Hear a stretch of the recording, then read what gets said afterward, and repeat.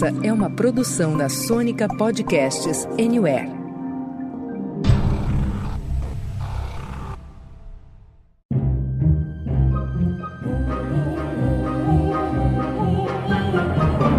Senta, que lá vem spoiler. Bom dia, boa tarde, boa noite, meus queridos! Estamos de volta com mais um episódio do Senta que lá vem spoiler, sua dose semanal de spoilers de filmes, séries e indústria do entretenimento. Todas as semanas nós estamos por aqui com uma análise crítica cheia de amor ou não das coisas mais legais que são lançadas nos cinemas e também nos serviços de streaming. Meu nome é Rafa Prada e tem aqui ao meu lado a abelha rainha deste podcast, Paula Trevisan. Tudo bem, Paulinha? Tudo bem, nossa, eu acho que foi a melhor introdução que já fizeram em todo esse podcast na hora de me apresentar, porque ser comparada à abelha rainha, no caso Queen Bee, fiquei bem lisonjeada. Paulinha, depois você agradece o roteirista. Olha, temos aqui também ele que tem um ferrão afiado nas críticas de cinema. O meu, e lembrando, só meu, Marcos Benedicto. Papo promissor hoje, hein, Marcudo? Fala, Rafa, Paulinha, pessoal. É promissor e é sobre uma das séries que eu mais gostei até agora esse ano. Vamos falar sobre ela. Fechamos a mesa de hoje com ela que não tem nada de abelha mal, mas sim a lariposa do amor, Larissa Schlegel, que já chega dando a letra do episódio de hoje. Conta aí pra gente, Lari. Olá, pessoal! Hoje nós vamos falar da série que está dando o que falar nos Estados Unidos e que nós vamos convencer todo mundo a ver também no Brasil. É a série da Prime Video chamada Enxame, ou Swarm. Muito bem, Lari. Olha, antes do Norbinha soltar o trailer aqui pra gente, fica aquele recadinho de sempre, assim como o nosso nome já diz, nós pegamos pesado mesmo nos spoilers. Então, caso você ainda não tenha conferido os deliciosos 7 episódios de Enxame, recomendamos que você dê um pulinho lá na Amazon Prime Video antes de arrepiar aqui nesse programa, beleza? Recado dado, daqui pra frente é por sua conta e risco. Partiu, Norbinha! If I got to do her makeup, I wouldn't be able to touch her face. My hands would be shaking so hard.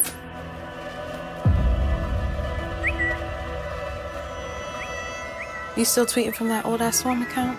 Mm-hmm. She's not like everybody else. She knows what we're thinking and she gives it a name. She's a goddess. With your feet on the air and your head on the ground. I gotta grow up, Dre. I can't stay here with you. Why are you doing this to me?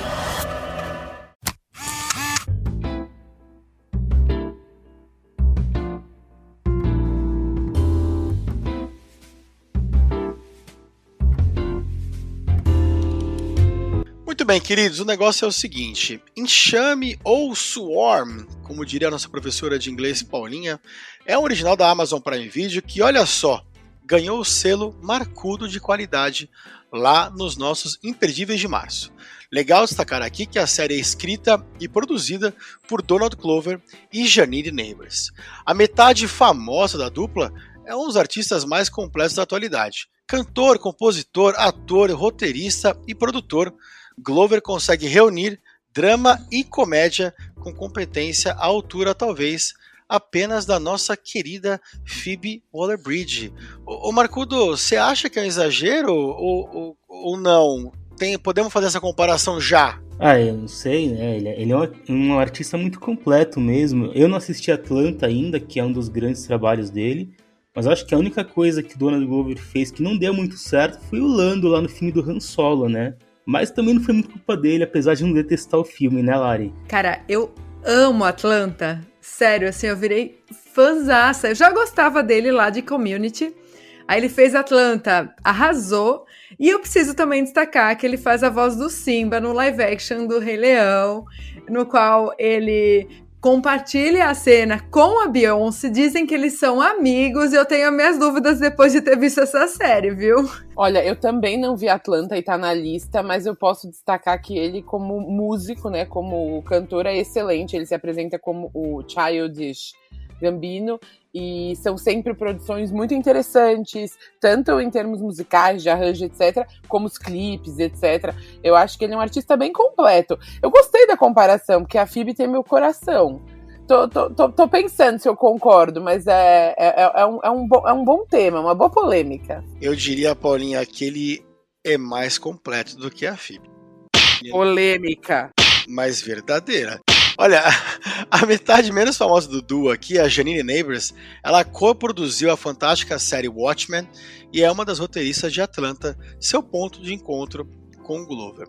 E se mais adiante a gente vai dar uma pincelada no elenco da série, a gente pode, de largada, falar um pouquinho aqui sobre a protagonista de Enxame, a cada vez melhor Dominique Fishback, né não? Ó, vou começar dizendo sobre a Janine Neighbors que assim que eu soube que ela estava envolvida em Watchmen, eu pensei, caraca, é uma das minhas séries favoritas de todos os tempos, porque ela arrasa muito em histórias irônicas e também reflexivas.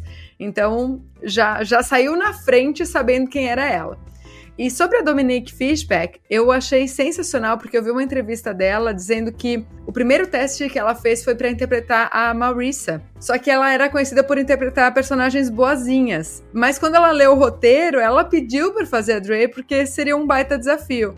E deu super certo porque ela arrasa. A Dominique Fishback talvez seja o único ponto positivo de uns episódios que nós gravamos aqui sobre um dos filmes mais, digamos, polêmicos do SQLVS. Lá o Project Power. Ela é o único ponto que a gente pode olhar e falar, esse filme poderia ter salvação se ela fosse a protagonista, né? Não? Bom, gente, é o seguinte, entrando na sinopse de Enxame, a coisa é mais ou menos assim. Dre é uma jovem completamente obcecada pela cantora Nadia, uma perfeita representação de Beyoncé, que é super famosa e amada por seus fãs. A garota começa a perceber que algumas pessoas estão falando mal da cantora no Twitter, fica furiosa e passa a investigar e ir atrás dessas pessoas. Ela então se vê obrigada a proteger sua diva favorita de críticas de todos aqueles que não gostam dela, e para isso ela é capaz de atitudes extremas. E, gente, é muito curiosa a forma como a série se abre, né? Você dá o play no piloto e já aparece na tela. Esta aqui, não é, Marcudo? Não é uma obra de ficção. Qualquer semelhança com pessoas reais, vivas ou mortas, ou até eventos reais, é intencional. É justamente o oposto que a gente costuma ver na abertura de qualquer série que a gente está acostumado a ver na televisão, né? Olha, já a gente entra de cabeça nesse enxame, mas antes vale dar aquela nossa tradicional passadinha para ver o que público e crítica tem achado dessa produção. Conta aí pra gente, Lari. Rafa, é bem intrigante a gente observar pelos comentários do Twitter o quanto essa série é divisiva, viu? Estamos diante de um caso clássico de ame ou odeie. E é um pouco do que temos nos agregadores de notas. Olha só, lá no IMDb temos menos avaliações do que a série merecia. Um pouco mais de 5.000 avaliações e a nota média 7.3. No Metacritic, o Metascore aponta 66 de 100. E no Rotten Tomatoes, a série conta com apoio de 71% do público e 85% da crítica. Mas chegou a hora da gente falar do que realmente importa aqui nessa bagaça, que é claro a opinião do Senta que lá vem spoiler.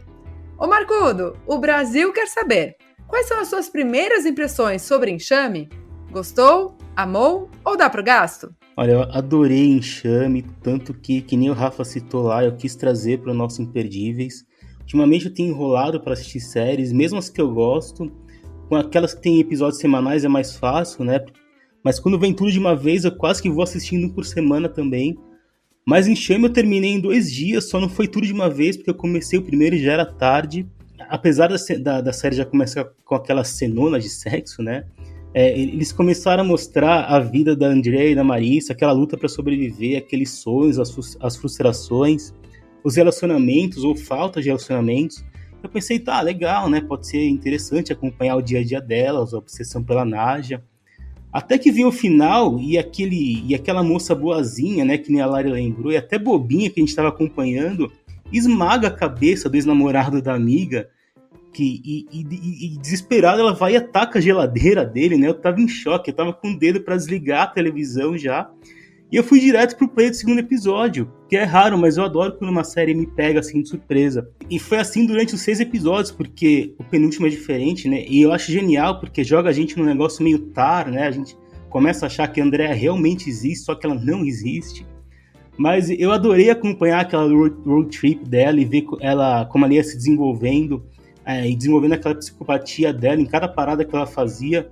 O segundo episódio abre com ela toda desengonçada naquele polidense, mas em pouco tempo ela já tá dominando, ela sabe ser super manipuladora, ela é fria pra caramba pra matar as pessoas, mas ela fica super vulnerável lá naquele acampamento.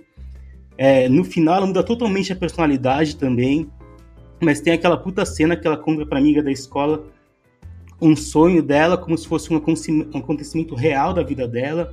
Então, é por isso que eu disse pro pessoal que tem que dar M pra Dominique Fishback e pra ontem, por favor, né? E o Rafa citou lá, só pra finalizar aqui, a abertura da série, né, com aquele disclaimer de que é baseado em fatos reais. E tem muita inspiração na vida real mesmo. Os crimes que a série mostra, todos aconteceram. O Donald Glover e a Janine Neighbor, eles tiveram um trabalho grande para pesquisar crimes daquele jeito, que passassem por aquela rota que a Andrea fez naquele período de tempo.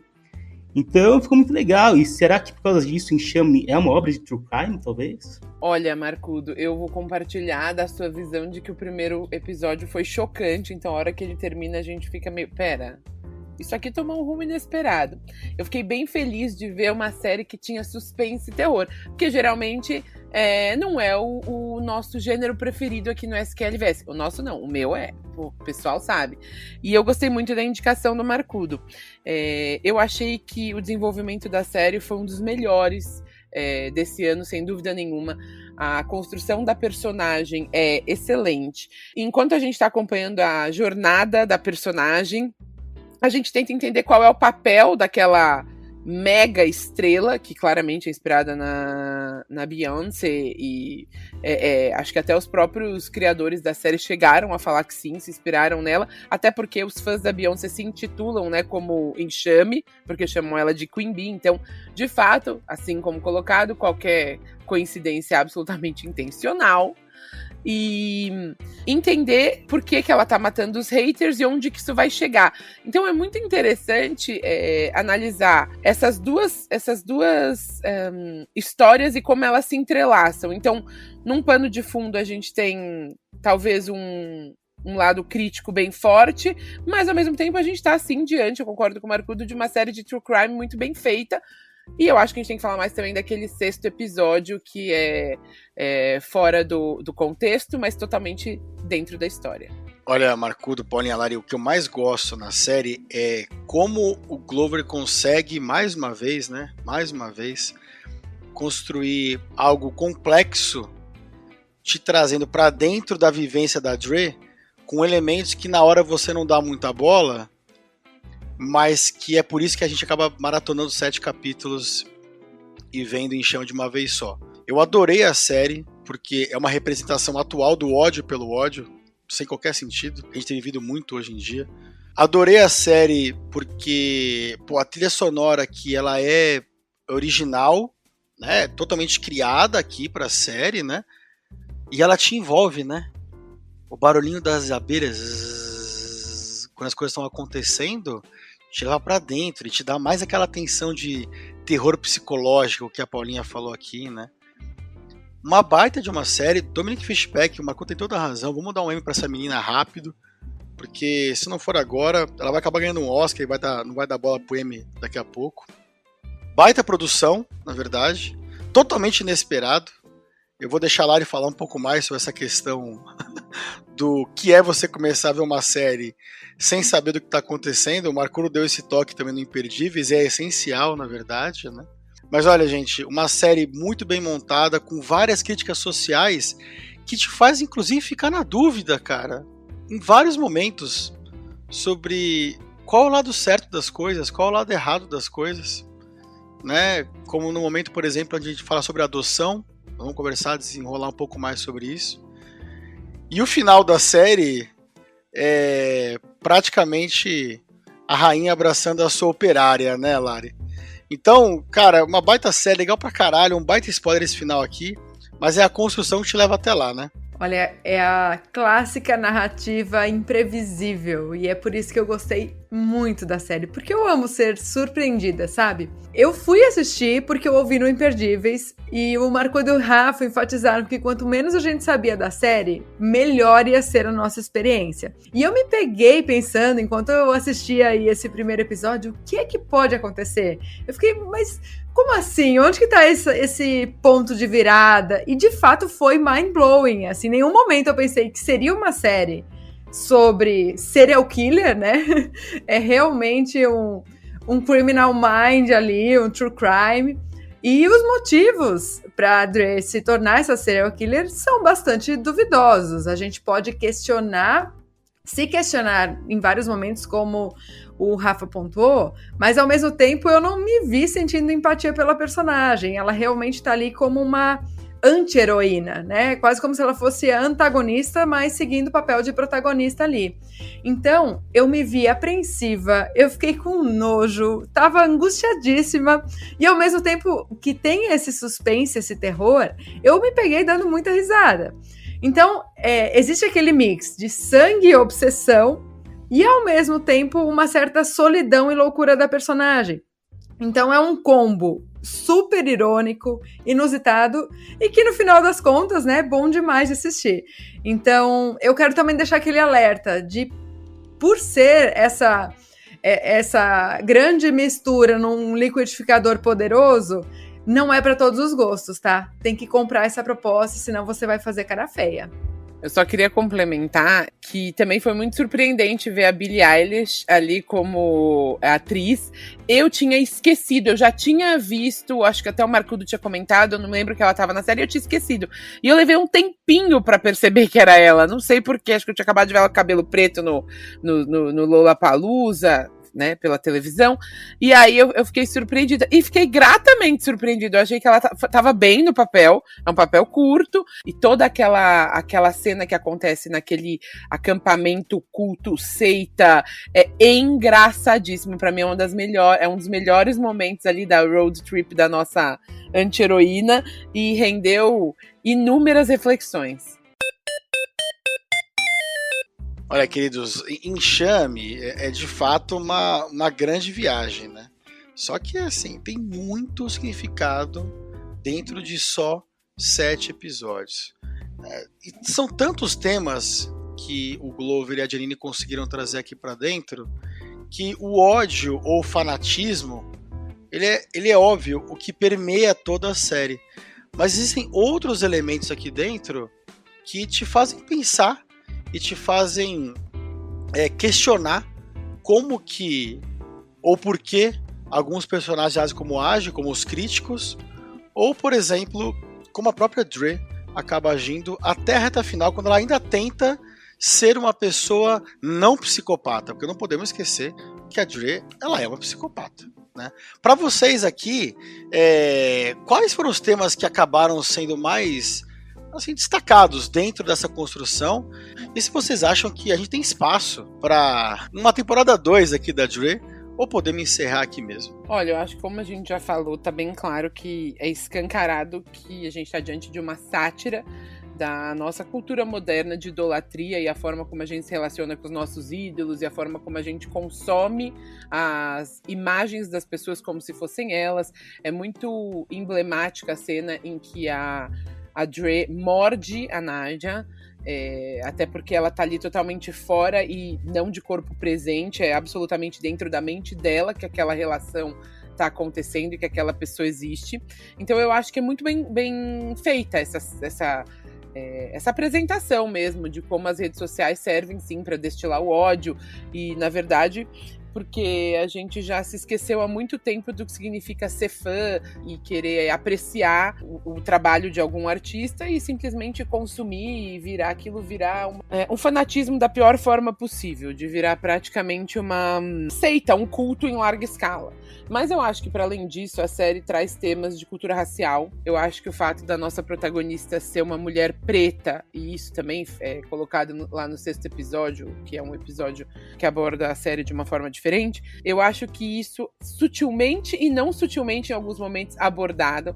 Eu acho que é genial aquela cena com a outra stripper que se identifica como negra porque é filha de um porque o pai dela metade negro, e a Dre olha pra ela e fala, mas você é negra? E ela, aham. É extremamente incômodo, porque a gente tá vendo tudo que a nossa personagem vem passando, desde o policial seguindo ela, desde a forma como aquelas mulheres brancas tratam ela como caridade, desde a forma como a mãe da namorada dela olha pra ela e assume que ela sofreu na infância. É uma série de microviolências que ela vai sofrendo ao longo da jornada dela e que fazem parte do cotidiano dela. E eu acho que coloca a gente, sim, pra pensar em como sociedade o quão responsável a gente é por criar psicopatas. Porque eu não estou dizendo que sejam excusáveis. Como a Lari bem colocou no começo, o roteiro é genial em mostrar que a gente não precisa criar uma conexão com a nossa anti-heroína. Isso é dado. Em nenhum momento a gente quer sentir pena dela, não é retratada uma infância dura dela, nada disso. Mas a gente tem uma clareza o quanto aquela menina precisa de ajuda, o quanto ela é solitária, o quanto ela foi rejeitada mais de uma vez na vida e o quanto o caminho dela é de luta o tempo inteiro. Ela precisa lutar para sobreviver. E aí a forma que ela encontrou em algum momento foi uma dissociação psicológica ali, em que ela elimina todo e qualquer obstáculo. Então eu acho que os temas trabalhados são inúmeros, desde saúde mental, racismo, idolatria. Começando pelo final, né, a pergunta do Rafa se teria uma sequência. Não vai ter, né, a Janine Neighbor já disse que não continua, é uma obra limitada. E eu pessoalmente acho que não precisa de mais, eu acho que a série já está muito bem resolvida. Eu acho o final perfeito dentro dessa viagem, porque é totalmente fechado e totalmente aberto ao mesmo tempo, né? A gente não sabe se aquilo é uma encenação de um crime. Depois que a gente viu no episódio 6, que entre aspas, né, tem a verdadeira Andrea, o Tony, naquele show. E ao mesmo tempo é super real, né? Já que a gente estava vendo há 5 episódios, a gente estava acompanhando a jornada da Andrea, e a gente estava vendo como ela estava realmente com a mente cada vez mais longe, né? Tem um detalhe interessante que o Rafa lembrou, que é o barulho das abelhas, que acontece em alguns momentos. E aí, quando acontece, porque está intensificando essa dissociação mental que a Paulinha estava comentando. E por isso que tem naquela cena que ela dá uma mordida na Naja, ela acha que está mordendo uma ameixa, né? Ou no último episódio, quando a gente finalmente vê o rosto da Naja, na verdade é o rosto da Marissa por cima. E a Naja pede para ela cantar, a gente não sabe mais o que é imaginação ou verdade. Isso acontece em muitos momentos, ela tem muitas alucinações, né? O episódio do acampamento é um bom exemplo disso. No geral, acho que a série trata muito sobre compulsão. Acho que a base de tudo que a Dre faz é compulsão pela Naja, pela Marissa. É por isso que ela come tanto e tanta junk food, né? Que nem aquela torta depois que ela mata o primeiro. Aquela orgia de salgadinho com o cara que só comia comida saudável, né? Ela era movida por compulsão. Assim como muitos desses fãs obsessivos que a gente tanto vê na música pop ou em qualquer outro ramo, né? E só para fechar, eu acho legal esse debate que a série coloca sobre crianças problemáticas, digamos assim. A gente teve aqui em São Paulo, essa semana, um caso pavoroso de um menino de 13 anos que atacou pessoas na escola, matou uma professora de 71 anos. Não sei se é o caso dele, mas claro, existem psicopatas, né? Só que muito disso é moldado pela família, pelo ambiente que as crianças vivem, por vários fatores. O episódio 6 é legal porque traz essa complexidade. A Andrea foi rejeitada de todos os jeitos. A única pessoa que não rejeitou ela morreu e ela se sente culpada por isso. Então ela decidiu que não ia mais aceitar rejeição nenhuma, nem daquela mulher que ela gostava tanto lá no último episódio. Eu tô demais com vocês, eu vou complementar os argumentos que vocês já trouxeram aqui, que é sobre essa constante obsessão que alguém pode ter por alguém, né, como mote central aqui da série. Então, eu pensei em 2 perguntas, né, até onde você iria para encontrar alguém que você admira, porque a Dre, ela gasta o dinheiro que ela não tem para poder ir num show, né? Ela idealiza tudo isso. E também o quanto você tá disposto a fazer com que alguém que fala mal de outro alguém que você admira, o que você tá disposto a fazer contra essa pessoa, na verdade, né? Então, a premissa da série parte de um exagero, mas infelizmente a gente sabe que sim, existe muita gente doida, existem muitos psicopatas que realmente vão buscar aprovação em tudo que fazem, que vão esperar pessoas que concordem em tudo aquilo que eles estão fazendo e vão agir de má fé, vão tentar encontrar uma, entre aspas aqui, justiça a qualquer preço, né?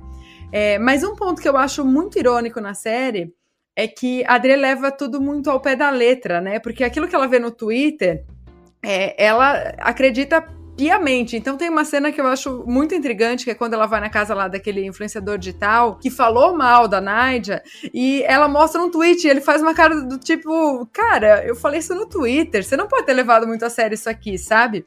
Ele nem lembra que falou. E ela tá, assim, piamente acreditando que é o cara que falou mal da artista que ela ama.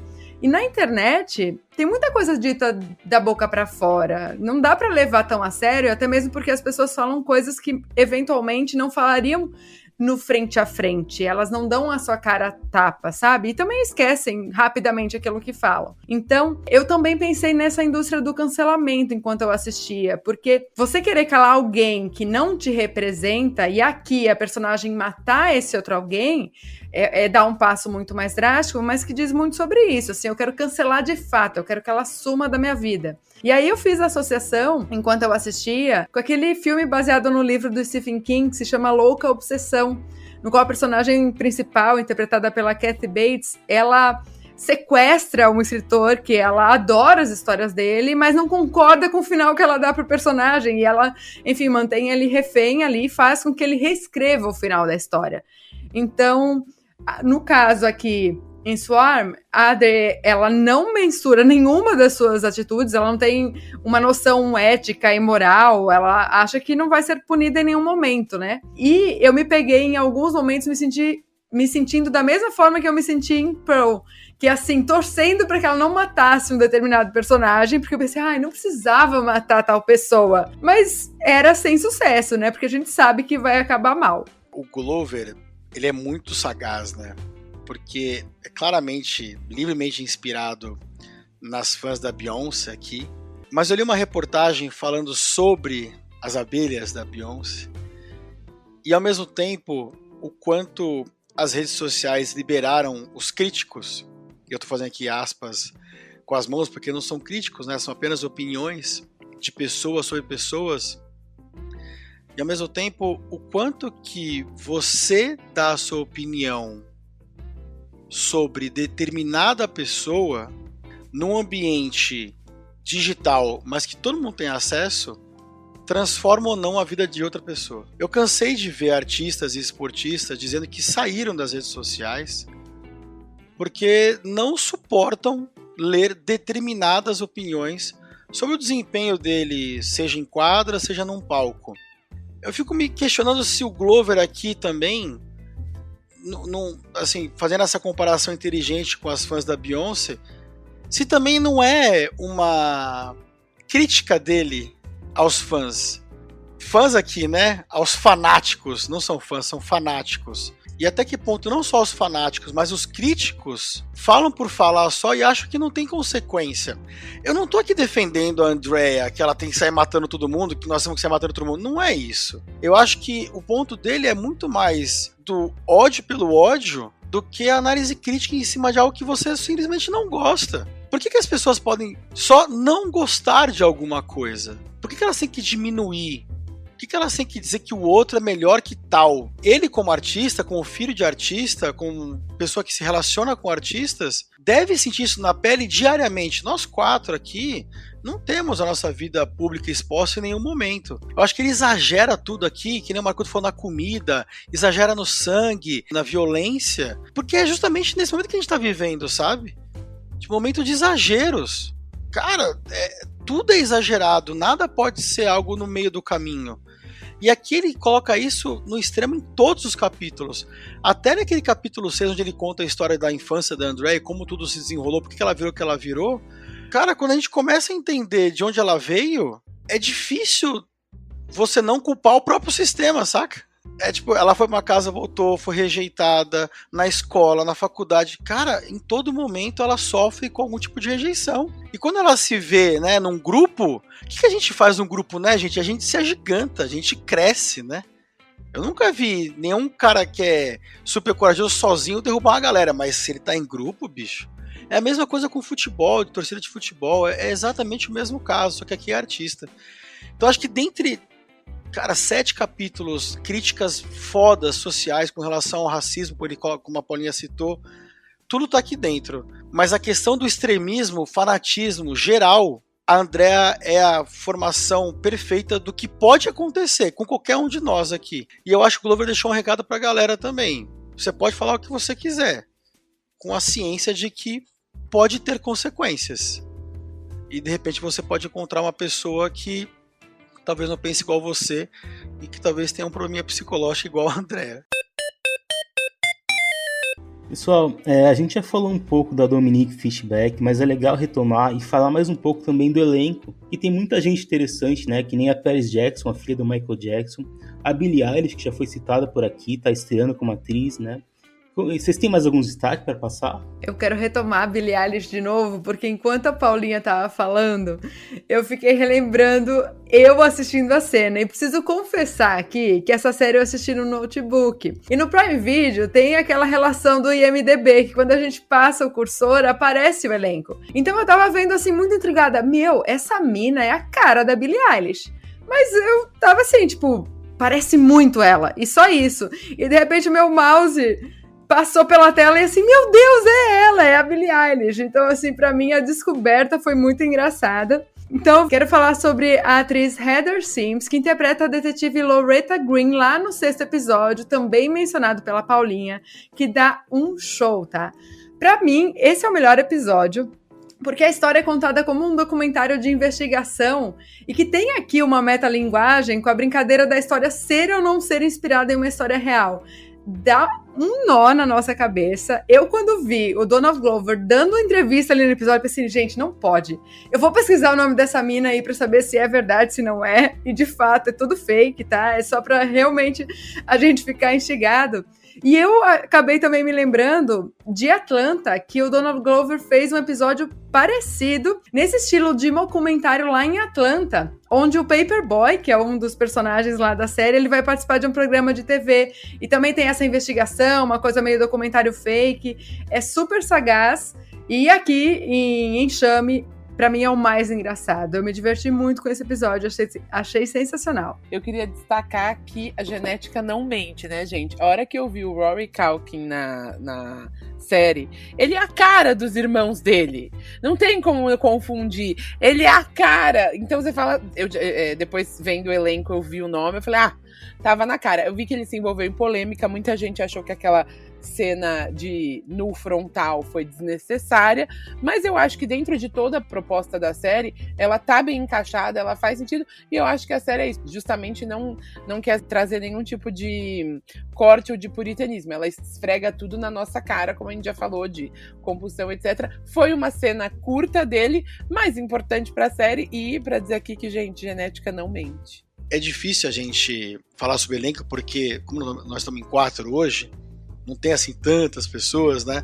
Mas me deram um toque aqui, de lado, que eu falei do Project Power, da Dominique Fishback, mas nós temos que ser justos, né? O Project Power é um baita filme ruim, mas a Dominique teve em Judas e o Messias Negro, né? Porra, não podemos esquecer de citar isso aqui, obviamente, antes que o pessoal depois me cancele também, porque eu estou polêmico nesse episódio. Mas o que eu queria dizer, caras, é que o que eu mais gostei aqui, tirando esses destaques mais famosos, são os 2 grupos de mulheres em que a Andrea se mete. Um negócio meio Midsommar, né? Eu achei que ia acabar e acabou, gente. Do mesmo esquema meio Midsommar, essa galera se matando, ela passando de carro por cima de todo mundo. Cara, 2 grupos de atrizes que se destacam muito bem aqui e que arrancam da Andrea em um lado, o lado físico dela, de adaptação, como bem o Marcudo falou aqui, para stripper, e ali no grupo de apoio mental, quando elas conseguem arrancar da Andrea, né, o nome real dela, inclusive, entrando na mente dela, e inclusive revelando uma cena que não era uma cena de leite derramado, mas onde tudo depois é explicado, começa. É verdade, esses grupos são bem engraçados mesmo. A Billie Eilish que tá nesse grupo, né?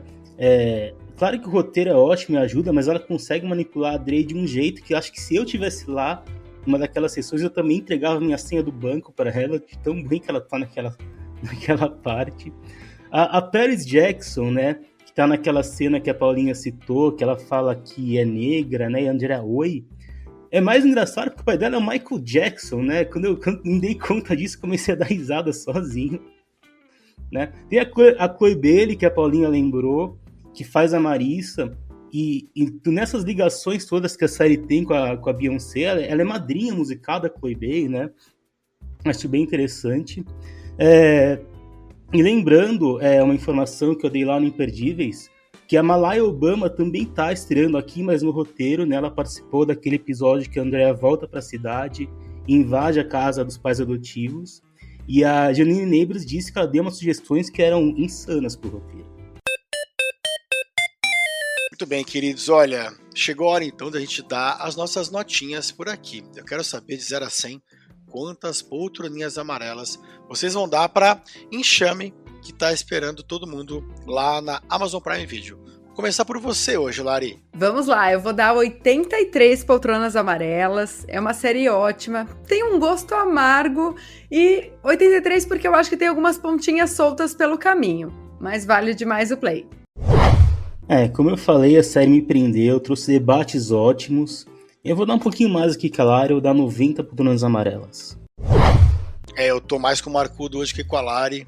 Só o fato de a gente ver séries que nos fazem questionar, pensar, já ganha umas poltroninhas amarelas a mais. Então hoje, aliás, perdeu um pouco de poltroninha pra mim, porque a Lari falou um negocinho no começo aqui do episódio, que é verdade.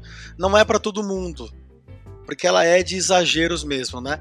Então acaba deixando isso um pouquinho de lado, mas olha, eu vou dar 89 poltroninhas amarelas pra Enxame.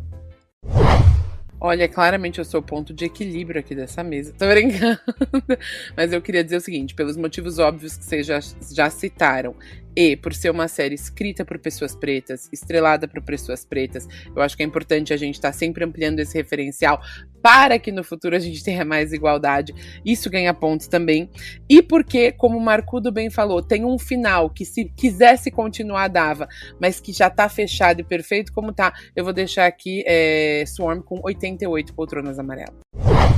E olha, queridos, com esse monte de nota alta aqui, nós vamos chegar na média de 87,5.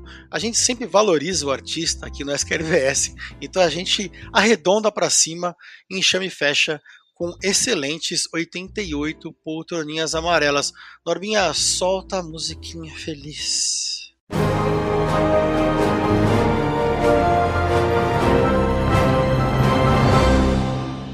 E é isso aí, queridos. Nós vamos ficando por aqui. Sempre lembrando que todas as semanas tem episódio fresquinho do Senta Que Lá Vem História para vocês.